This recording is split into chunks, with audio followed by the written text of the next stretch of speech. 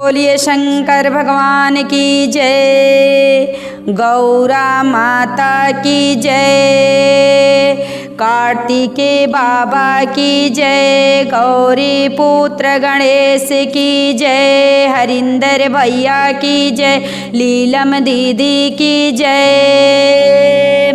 तो देखिए गुरु बहना, बहुत सुंदर आप लोग के शिव चर्चा के कथा सुना तनी। हमरे कथा के आप सब शुरू से लास्ट तक सुनो आ सुन के कमेंट बॉक्स में बताए कि हमार कथा आप सबन के सुन के कैसन लगल बा, और कमेंट बॉक्स में हर हर महादेव लिखो। और देखिए हमार कथा आप सब सुनी शुरू से लास्ट तक सुनम, तबे कथा में का भाव बटे का रहस्य बा, तबे आप सब कथा के भाव और रहस्य जानम। तो देखी एगो शिष्या वाली और केहू के दान पुण्य नाय कैले वाली आ दान पुण्य नाय कैले वाली लास्ट में उनके शरीर के का उनके शरीर के हाल भइल बाटे, तो ही पे इस चर्चा के कथा बा। तो कथा के हमरे शुरू से लास्ट तक सुनी। देखी एगो गुरु बहिना वाली एगो बाली गुरु बहिना आ कब्बो उनके इतना धन दौलत सब कुछ बा, सब कुछ बा, मोटर गाड़ी टट्टा टाली सब कुछ बाटे। आ जब कहल जाला कि उनकर एको बाल बच्चे केहू उनके को लइके फैके नाय रहने, एको लइके फैके नाय रहने। आ धन दौलत उनके इतना ज़्यादा रहल कि अपन पति पत्नी दोनों जानी लोग रहत रहलो, बहुत अच्छा से लोग रहत रहलो, लेकिन लोगन के एको बाल बच्चे ना रहने। ई लोग नाय कहली, उनकर मेहरारू कबो कहत रहली कि जब हमरे इतना धन दौलत बा आ एको भगवान हमके औलाद नाय देले बने, तो काहे हम केहू के गरीबन के दान करी। कहीं भक्ति नाम के चीज़ होता, कहीं यज्ञ होता, तो मैं हम दान पुण्य करी।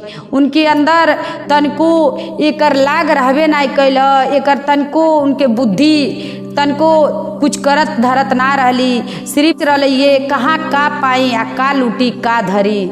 कितनों उनके धन दौलत सब कुछ भरल रहा, ई ना सोचत रहली कि जब हमरे भगवान को औलाद ना देले बने तो हमके का होई। इतना धन दौलत लेके कुछ दिन बीतल, उनकर पति देव मर गई ने। जब उनकर पति देव मर गई ने तो जवन उनके घरे टट्टर टाली जो कुछ रहल सब उके का कैली बेच देली। आ बेच के सारा पैसा धो लेली, सारा पैसा धो लेली। आ जब उनकर पति देव तनी रहने तो तनी उनके अंदर डर नाम के चीज़ रहल। आ जब उनकर पति देव मर गए ने तो उनके तनको डर नाम के चीज़ थोड़ा सा भी रहल, को डर नाम के चीज़ रहल ना। अब वो का करत रहली, अगल बगल के जितना लोग रहने, अगर केहू उनके ज़मीन पे कुछ कह देत रहल, चाहे कहीं उनके खेते में केहू कुछ कह देत रहल, तो गाड़ी देवे लगत रहली, झगड़ा करे। मनो जो नाय कहे के तवन कहत रहली।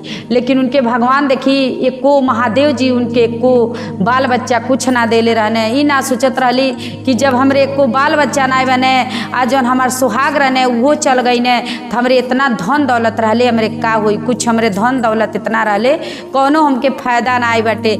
लेकिन उनके अंदर एकर तनिको ज्ञान रहल ना, उनके अंदर सिर्फ लालच के रहल। कहीं अगर होत रहे राम के नाम होत रहे, चाहे चर्चा होत रहे, चाहे जो कुछ होत रहे, कहीं भागवत होत रहे, कहीं रामायण होत रहे, जहाँ भी उनके काने में आवाज़ जा तो का करें, अपने कान में रुई ठूस ले।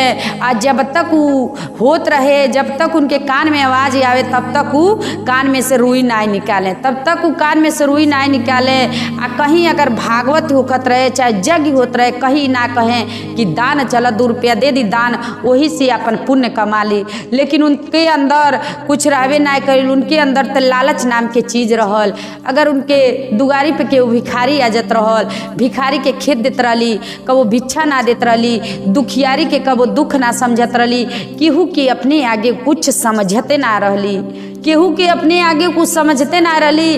हमरे सब कुछ बाटे इतना अरे कहल जाला कि धन दौलत रहते का होई, जब भगवान एको बाल बच्चा ना देले रहिए, महादेव जी एको जब बाल बच्चे ना रहिए, तो हमरे धन दौलत उतना रहले का फायदा।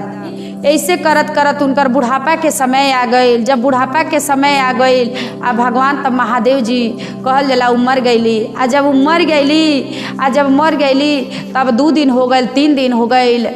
आ सोचता लोग, अगल बगल के लोग कहता लोग कि काहे उ अब घरवा में से निकलत रहली, तो जरूर केहू के बोलत रहली, डांटत रहली, आखिर में उ काहे घरवा में से निकलत नहीं वाली। आ उनकर घरवा के तो केवड़िया जौन होला तौन खुलल बाटे, मन में लोगन के आइल, कहल जाला गाँव में के लोग घुसल लोग उनके घर में, आ जब घुसल लोग तो देखत लोग तो मरल पड़ल वाली वैसे, आ जब मरल पड़ल वाली अब कहल लोग तो मर गईली या गाँव में रहिए, तो कहल जाला जब गाँव में रहिए तो बहुत बसाई, जैसे जैसे इनका शरीर सड़ी वैसे वैसे बहुत बसाई, आ बसाई तो गाँव में तो बीमारी होइबे करी। अब गांव के लोग यह सोच के आ ले गए लोग उनके शमशान घाट पे फेंक आए लोग। कह लोग कि फूकम क्या करें इनके, के फूकी के इनका फूकी के इनके आग दी के इनकर संति तीर ली के इनकर काम क्रिया करी। जब कहल जला जियते कबो इतना दान नहीं कैली, आ कबो दुखियारी के दुख ना समझली, कबो केहू के भिखारी के कबो ना भिक्षा ना देली, आ केहू के अगल बगल के लोग से झगड़ा झुट्टी करते रहली के इनकर लाश के फूकी के इनके आग दी। ले गए लोग शमशान घाट पे, सब जाने मिल के लोग अपन शमशान घाट पे फेंक दे लो। शमशान घाट पे जब लोग फेंक ही दे लो, आ जब फेंक के लोग गाँव में आए लो तो एगो चिल्होरी रहली, चिल्होर रहली, आ चिल्होर जब रहली तो रोज प्रतिदिन के उनकर ई काम रहे, कहीं भी चर्चा होत रहे तो चर्चा में पेड़ी पे बैठ के कहीं भी वो चर्चा सुनत रहे, कहीं चर्चा सुनत रहे वो चिल्होर। तो एक दिन उनके चर्चा जब सुन लेली तो उनके बहुत तेज के भूख लगल, कहली महादेव जी से कि ये महादेव जी आपके चर्चा सुनत सुनत हमके बहुत तेज के भूख लगल बा, आ हम कहाँ हमारे लिए भोजन कहीं ना बटे, हम कैसे का खाई या कैसे। कहने महादेव जी कहने कि जा वहाँ एक शमशान घाट पे आ तोहर भोजन वही जब पड़ल बा, जा अपन भोजन खाओ। कहने अब चिल्होर महादेव जी के कहले पे गईली चिल्होर खाए, आ जब गईली चिल्होर खाए जातली तो जब सोचली कि चलो अब पौले तो बानी बहुत बढ़िया भोजन पौले बानी, अब चल तनी खाए। आ जब गईली खाए तो पैर ओर से सोचली कि खाई, जब सोचली पैर ओर से खाई तो जब पैर ओर से जा तली खाए तो देखो तली ई कहीं तीर्थ यात्रा, कहीं अगर नहान स्नान ध्यान कहीं कुछ नहीं कैले वाली, कहीं तीर्थ गईले ही नहीं वाली, कहीं कुछ कैले ही नहीं वाली। अब देखने जब गोड़े ओर से चिल्होर खाए जातली, जब देखली तो खैली ना, फिर उड़ के अली। अब फिर उड़ के आके कहतली महादेव जी से कि ये महादेव जी हम नहीं खाई उनके, और कबो तीर्थ यात्रा कहीं कैले नहीं वाली, कहीं स्नान ध्यान कुछ कैले ही नहीं वाली, कहीं कहल जला भगवान के नाम पे कहीं जाके वो स्नान नहीं कैले वाली, कहीं अपन गोड़ नहीं भगवान नाम के महादेव जी आपके नाम के कहीं उगल नहीं वाली, हम नहीं उनके खाई। महादेव जी कहने कि ठीक बा नहीं खैबू तो जा गोड़वा न खैया, गोड़वा छोड़ दिया आ जा उनकर हाथे ओर से खैया। गैल ने फिर गैली चिल्होर खाए, आ फिर जब चिल्होर जा तली खाए सोचली अब चला बैठ तनी अब हाथे ओर से खा तनी। आ जब जा तली हाथे ओर से खाए तो देखो तली हाथे से केहू के दान पुण्य तो कैले ही नहीं वाली, तो जब हम इनके हाथवा से खाई तो जौनो हम जे के कुछ कैले बानी सब हमार धोआ जाए, सब नाश हो जाए। फिर देखो तली हाथ से तो केहू के दान पुण्य कुछ कैले ही नहीं वाली, फिर चिल्होर नहीं खैले वाली, फिर नहीं खैली। आ फिर उड़ के महादेव जी के लगे अली, आ फिर महादेव जी से का कहतली कि ये महादेव जी हम नहीं खाई, कबो कहल जला अपने हाथे से केहू के दान पुण्य नहीं खैले वाली, तो हम खाई तो हमार तो सब नाश हो जाई, हे महादेव जी हम नहीं खाई। महादेव जी कहने ठीक है जा हाथवा और से नहीं खैबू, जा गोड़वो नहीं खैबू हाथवो नहीं खैबू, तो जाके उनके मुँहे ओर से खैया, जा मुँहे ओर से खैया, मुँहे पर बैठ जाइया आ मुँह उनकर खा लिया। कहली ठीक बा चिल्होर, कहली ठीक बा जा तनी। फिर महादेव जी के कहले फिर गईली जब मुँहे ओर से जा तली खाए तो देखो तली कबो तो ओम नमः शिवाय के नमोए ना ले वाली, कबो राम के नमुए ना ले वाली, कबो भगवान के नमुए ना ले वाली। आ जितना हम अगर इनकर मुँहवा ओर से खाए तो जितना हम भगवान के नाम ले बानी, आ जितना ओम नमः शिवाय के नाम ले बानी सब ते हमारा नाश हो जाई, हम नहीं खाई मीन के।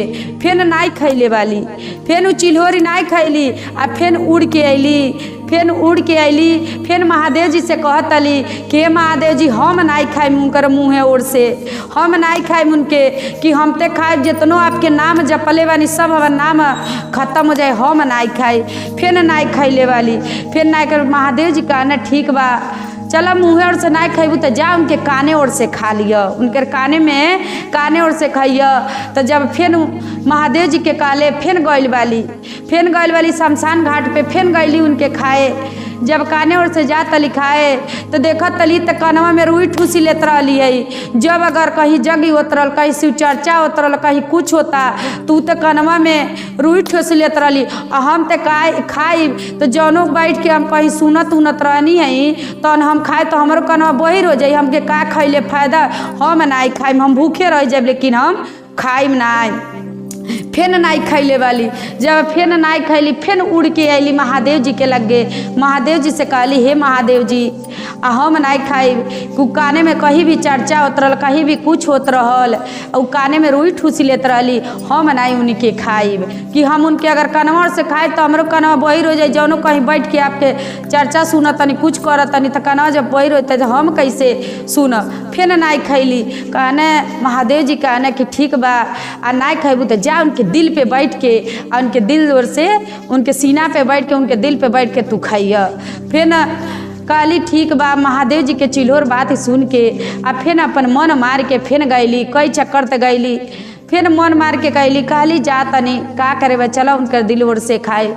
जब देखी गुरबैना जब गईली वहाँ बैठ के खाए, शमशान घाट पे उनके दिल पे बैठ के गईली खाए। और जब जा तली खाए तो उनके दिल में कहल जाला तनिको भगवान नाम के तनिको उनके अंदर बास नाई रहल, तनिको भगवान नाम के अपने दिल में बसौले नाई रहली। नाई चिल्होर कहली खाइब तो जौनो हम भगवान के नाम लेतनी सब हमार मिट जाई, सब हम भुला जाई, हम नहीं इनके खाई।